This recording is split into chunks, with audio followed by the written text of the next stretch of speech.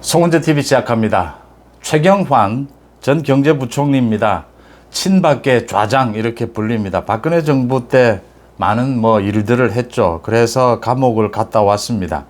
참 억울한 부분이 있습니다. 그 국정원의 특활비 그 부분을 가지고 이야기가 됐던 건데, 이 최경환이 이준석을 만났다. 지난달 30일에 만나서 만찬을 했다. 그 자리에는 이준석의 패거리라고 볼 수가 있습니다. 김용태, 이기인이 또 안철수계로 꼽히는 구형모 이런 사람들이 모였다. 같이 만찬을 하면서 총선 승리를 위해서 보수연합군을 구성해야 한다.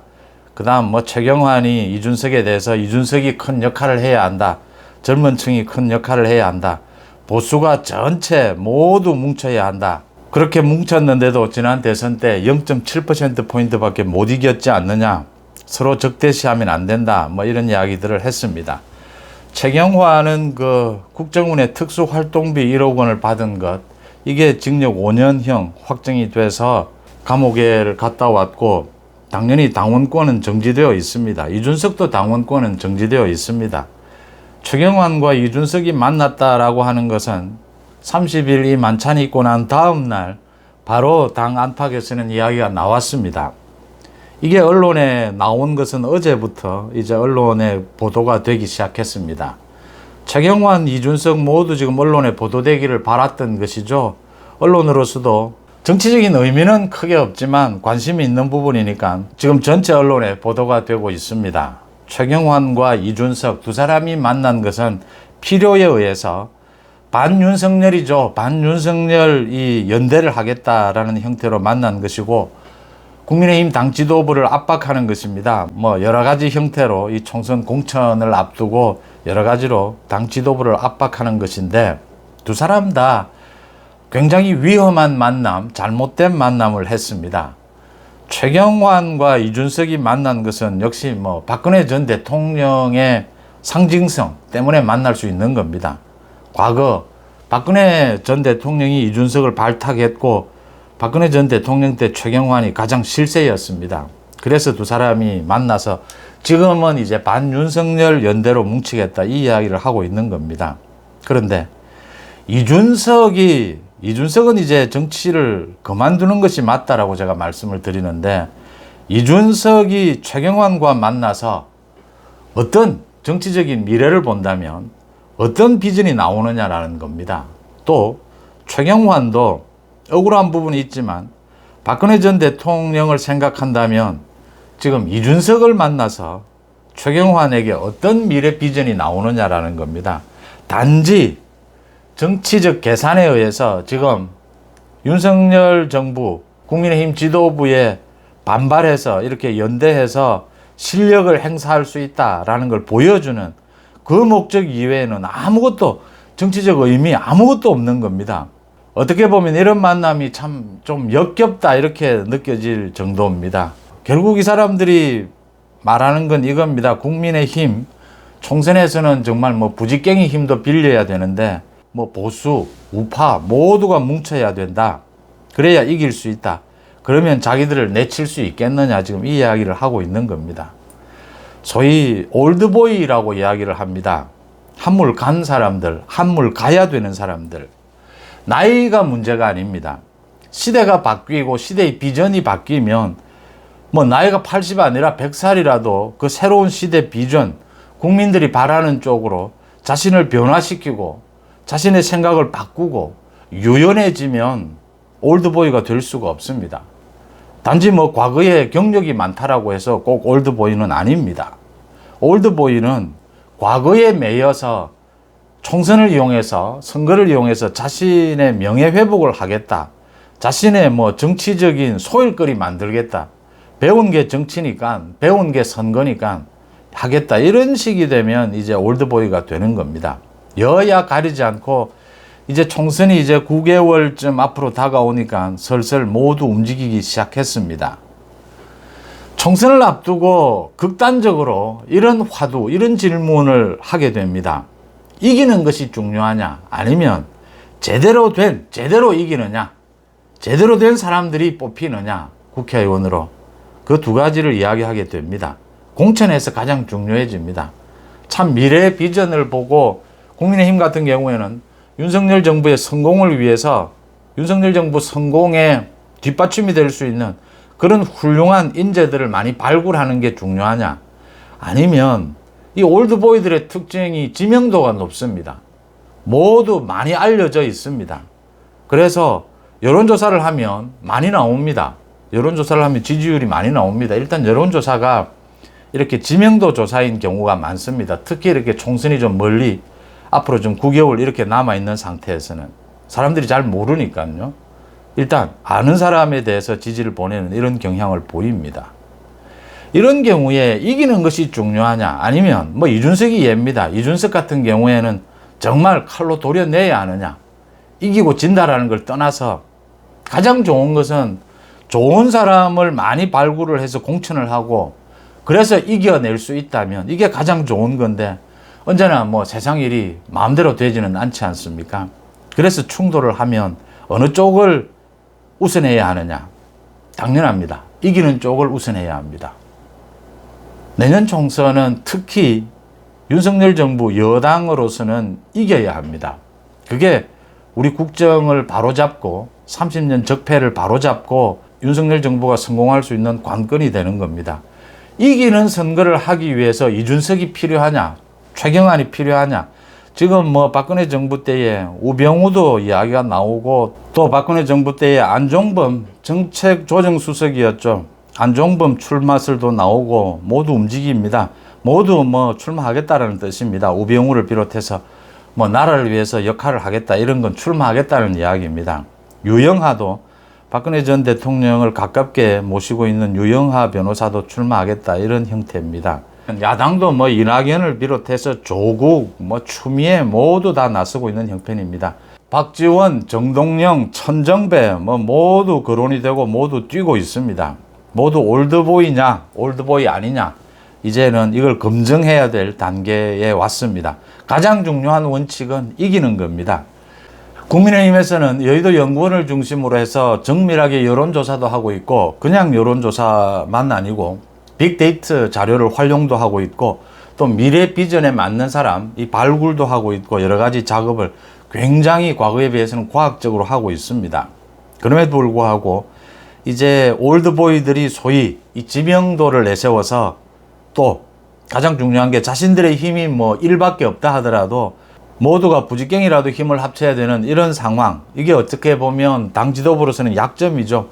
이런 약점을 파고들면서 자기 존재감을 과시하려고 합니다. 그런 의미에서 이 최경환도 이준석을 만났고 이준석도 최경환을 만나서 자신의 정치적 이미지, 뭐 비전 이런 것은 먹칠을 하더라도 정치 현실에서 압박을 가할 수 있다 이런 이야기들입니다.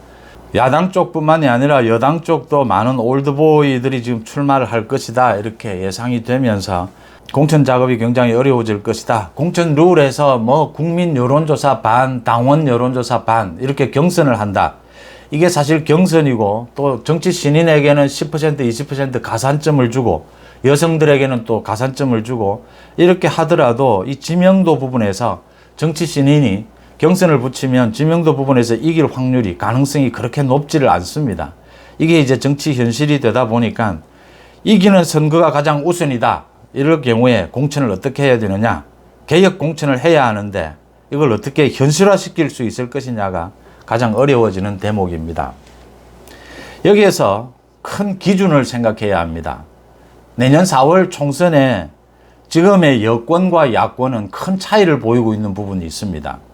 윤석열 정부, 윤 대통령이 이끌고 있는 이 전체 여권은 가장 중요한 것이 개혁입니다. 내년 총선 당연히 승리해야 하고 압승해야 하고 그래야 윤석열 정부가 성공할 수 있고 30년 적폐를 청산할 수 있다. 바로 세울 수 있다. 우리 국정을. 그렇기 위해서는 미래 비전을 본 개혁을 해야 한다. 개혁 공천이 되어야 한다. 미래의 역점을 둬야 한다. 이게 지금 여권, 국민의힘이나 윤석열 정부가 갖고 있는 이 의무기도 하고 장점이기도 합니다. 민주당에 대비해서. 민주당은 과거로 돌아가는 공천을 할 수밖에 없습니다. 민주당은 미래로 나아갈 수가 없습니다. 이재명의 비리 때문입니다. 사법 리스크 때문입니다. 이재명을 중심으로 한 친명도 이번 공천에서 물러설 수 없습니다. 이번 국회의원 선거에서. 무려 현역 의원만 170명 가까이 됩니다. 엄청나게 많은 현역 의원들이 지금 공천에 매달리고 있는 이런 상황이어서 위험 부담은 더 크다. 더 미래로 나아갈 수도 없다. 당을 추스르기 위해서는 친명, 반명 정확하게 나뉘어져 있어서 이걸 추스르기 위해서는 미래는커녕 과거로 돌아가도 이게 야합이 되겠느냐, 타협이 되겠느냐라는 의문점이 생기는 이렇게 선명한 대비를 보여주고 있습니다. 그러니까 여권은 개혁 공천, 민주당은 공천에 있어서 야합을 할 수밖에 없는 이런 상황입니다. 이렇게 대비되는 구도가 가장 큰 그림입니다. 민주당을 말씀을 드리면 이낙연이 어제도 이제 광주를 가서 이 호남을 중심으로 해서 자신의 정치적 기반이죠. 호남을 중심으로 해서 이재명에 대해서 도덕성을 회복해야 한다. 당내 민주주의를 회복해야 한다. 이재명의 사법 리스크를 이야기하는 것이고 지금 친명 개딸들이 정치 테러를 하고 있는 이 부분을 공격을 한 것입니다. 친명 쪽에서는 빨리 만나야 하지 않느냐라고 하는데 이낙연은 문재인도 만나고 시간을 두고 천천히 이재명을 만나겠다라고 하면서 이재명을 압박하고 있습니다. 문재인도 아마 조국 등과 함께 이렇게 이재명을 압박을 할 겁니다. 이재명에 대해서 공천권 상당 부분을 내려놔라 이 이야기입니다. 민주당이 친명 반명으로 이 공천을 놓고 이게 아무리 타협을 해도 제대로 봉합되기는 힘들 것이다. 결국은 친명, 이재명을 따르는 사람들도 공천을 보고 따르고 있기 때문에 이재명의 저 심각한 사법 리스크에도 불구하고 그렇게 따르고 있기 때문에 그걸 챙겨주려면 이제 이 타협, 야합이 쉽지 않다라고 하는 겁니다. 이재명들의 공천권 상당 부분을 내려놔라라고 하는 게 지금 문재인, 조국, 이낙연의 요구입니다. 거기에 대해서 박지원이나 정동영, 천정배 등도 나서서 지금 다시 자신들에 대해서도 공천을 달라 이렇게 노리고 있기 때문에 이재명으로서는 갈수록 복잡해질 수밖에 없고 민주당은 분열, 상당 기간 분열, 아주 심각한 분열이 있을 것이다. 지금 신당을 만들겠다라고 하는 금태섭이나 양향자도 모두 민주당을 근거로 하고 있기 때문에 더 복잡해지고 있다. 다음은 국민의힘입니다.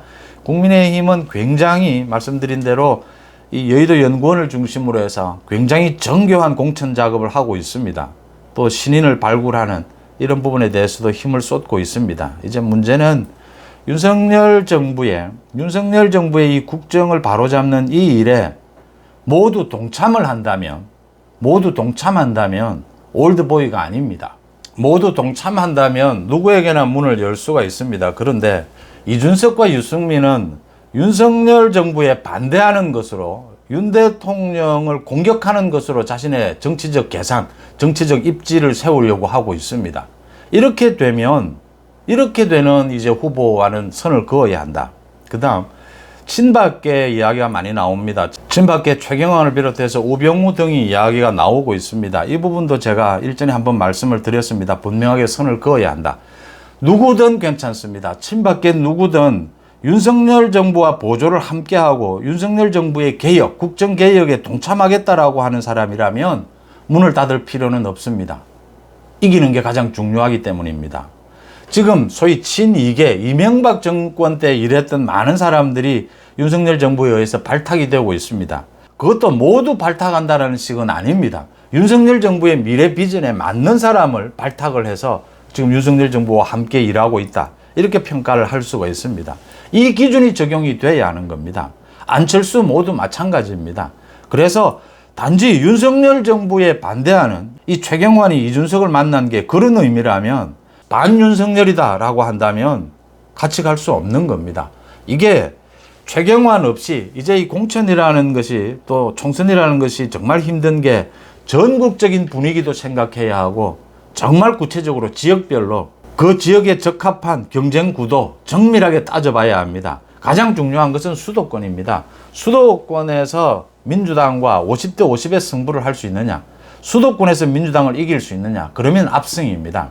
수도권에서 얼마만큼 국민의힘이 민주당을 이길 수 있느냐가 가장 중요한 거기 때문에 전국적인 분위기가 더 중요하다고 하는 겁니다.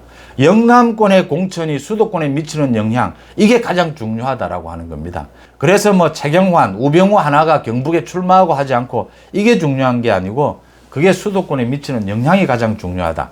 그래서 올드보이라고 하더라도 윤석열 정부와 보조를 함께 하겠다라고 하는 사람에게는 문을 모두 열어야 합니다. 윤석열 정부와 반대해서 윤석열 정부를 공격해서 정치적 입지를 세우겠다라고 하는 유승민, 이준석은 안 된다라고 하는 겁니다. 그런 이준석을 최경환이 만났다라고 하는 것은 최경환의 결정적인 정무적인 판단 미스입니다. 실수라고 보입니다. 이준석으로서는 아마 반반일 겁니다. 자신의 정치적 이미지는 뭐 먹칠을 하겠지만 그래도 윤석열 정부나 당 지도부에 대한 압박용은 좀 있었다. 아마 이렇게 자신은 계산을 할 것입니다. 가장 중요한 것은 수도권인데 수도권에 정말 정밀하게 전체 분위기를 이끌 사람, 또 정밀하게 각 지역구별로 수도권 선거는 정말 치열합니다. 그래서 지금 장관을 하고 있는 한동훈, 원희룡 모두 지금 총선에 어디에 투입하는 것이 옳으냐, 투입하는 것이 맞느냐 그러냐부터 시작해서 투입을 한다면 어느 지역구에 가는 것이 좋으냐, 누구와 맞붙이는 것이 좋으냐 이런 것까지 정밀하게 계산을 하고 있다라고 하는 점입니다. 올드보이들의 귀환 뭐 이렇게 이야기를 합니다. 나이가 많다고 경력이 많다고 해서 올드보이가 아닙니다. 윤석열 정부와 함께 갈 수 있느냐, 윤석열 정부의 국정 비전에 힘이 될 수 있느냐, 힘이 되지 않느냐, 아예 윤석열 정부를 반대하느냐, 이게 올드보이냐 아니냐를 가르는 기준이 되어야 한다 이렇게 보입니다. 이기는 선거를 위해서라도 윤석열 정부에 반대하는 이준석과 유승민은 내년 총선에서 이기기 위해서라도 공천해서는 안 된다. 완전히 격리시켜야 한다. 그런 이준석을 최경환이 만난 것은 참 그 정무적인 판단을 의심할 수밖에 없는 대목입니다. 여러분들은 어떻게 보십니까? 송은재TV 마칩니다. 고맙습니다.